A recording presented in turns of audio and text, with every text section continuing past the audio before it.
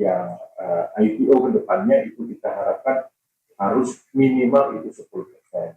Dan berikutnya adalah 15% dan nantinya akan mengarah kepada 25%.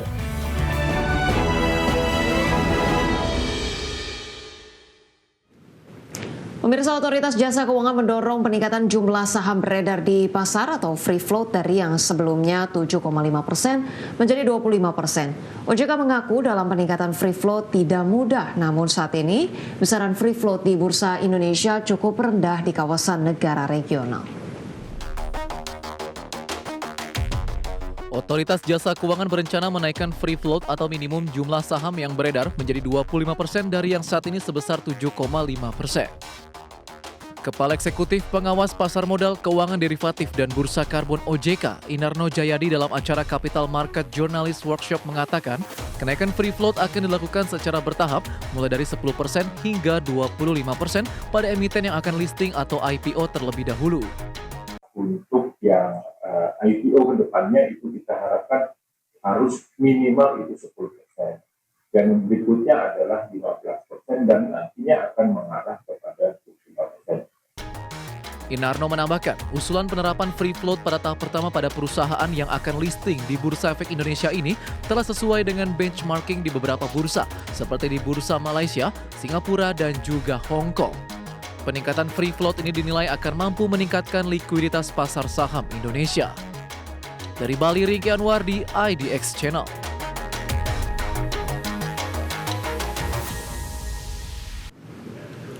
PT Korea Investment and Sekuritas Indonesia atau KISI resmi meluncurkan fitur IPO dan tampilan terbaru KAINS dalam aplikasi iKISI. Ya, langkah ini sebagai bagian dari komitmen KISI untuk mendorong inklusi finansial dan literasi investasi di Indonesia. PT Korea Investment and Sekuritas Indonesia atau KISI resmi meluncurkan fitur IPO dan tampilan terbaru KAINS dalam aplikasi iKISI yang diresmikan langsung Presiden Direktur KISI Kyung Hoon Nam dan Direktur Keuangan dan Sumber Daya Manusia Risa Evenita Rustam. Peluncuran fitur IPO dan tampilan terbaru KAINS ini merupakan bentuk komitmen dalam meningkatkan partisipasi masyarakat dalam berinvestasi di pasar modal Indonesia. Terlebih, inovasi ini dirancang untuk mempermudah akses investor terhadap IPO saham di pasar modal dan transaksi reksadana secara digital. Melalui fitur IPO, nasabah kini dapat memesan saham perusahaan yang akan melantai di bursa langsung melalui aplikasi iKISI tanpa perlu berpindah platform. Sementara itu, tampilan baru KAINS menghadirkan pengalaman investasi reksadana yang lebih informatif dan mudah dinavigasi. Pembaruan juga mencakup desain UI UX yang lebih modern dan responsif, khususnya pada halaman Discover yang kini tampil lebih fresh dan intuitif. The finance company has to make continued renovations and applications in order for us to communicate with the Gen Z, which is very sensitive and very picky to accept. So that's why we continue to make a renovation in our system. And of course, it's our commitment to show that the KISI is very committed to involve in the Indonesian capital market.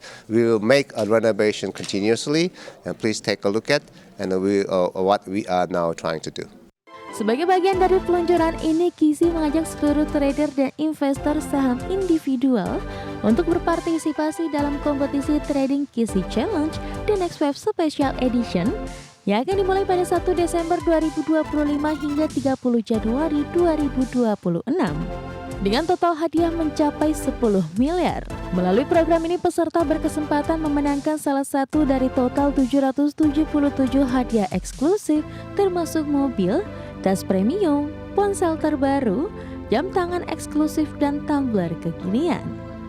Dari Jakarta, Ade Firmansyah, IDX Channel. Kementerian Perindustrian menjamin penguatan sektor petrokimia nasional menjadi langkah strategis dalam menjaga stabilitas pasokan bahan baku bagi berbagai industri hilir. Meski demikian, Kemenperin mengungkapkan Indonesia masih menghadapi persoalan mendasar berupa ketimpangan besar antara pasokan dan kebutuhan petrokimia domestik serta utilisasi pabrik yang ada belum mampu menutup lonjakan permintaan.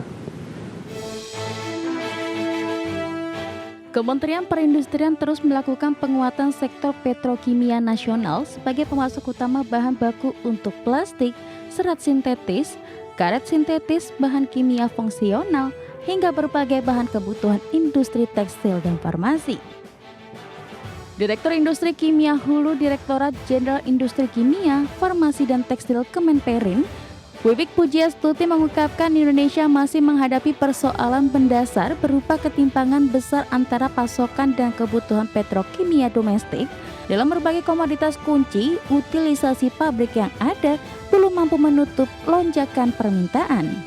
Ia menjelaskan bahwa sebagian besar bahan baku seperti nafta dan LPG masih harus diimpor, sementara integrasi antara kilang minyak dan pabrik petrokimia belum optimal sehingga proses produksi kurang efisien.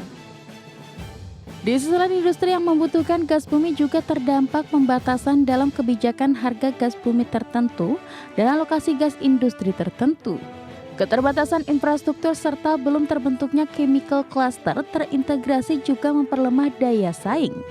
Untuk menjawab berbagai tantangan tersebut, Kemenperin melakukan penyediaan kemudahan akses bahan baku, penyempurnaan pengaturan ekspor impor, hingga usulan pembebasan biaya masuk bahan baku petrokimia. Perlindungan industri juga dilakukan melalui pengenaan tindakan anti-dumping serta biaya masuk tindakan pengamanan pada produk impor tertentu. Memang masalah bahan baku, tantangannya masalah bahan baku. Karena bahan baku kita baik itu tadi, kalau kita bicara nafta kita sebagian juga masih impor. Yang kedua kita bicara gas, itu juga masih impor gitu ya. Ya sebenarnya yang potensial itu untuk dikembangkan adalah tadi yang basisnya batu bara. Karena memang kita saat ini belum established. Selain itu, Kemenperin juga mendorong peningkatan daya saing melalui penerapan HGBT, akselerasi transformasi industri 4.0, dan penguatan standar industri hijau. Pengintegrasian industri hulu ke hilir menjadi prioritas utama, termasuk penyusunan roadmap kimia dasar berbasis migas dan batu bara, serta perluasan penggunaan TKDN. Dari Jakarta, Ade Firmansyah, IDEX Channel.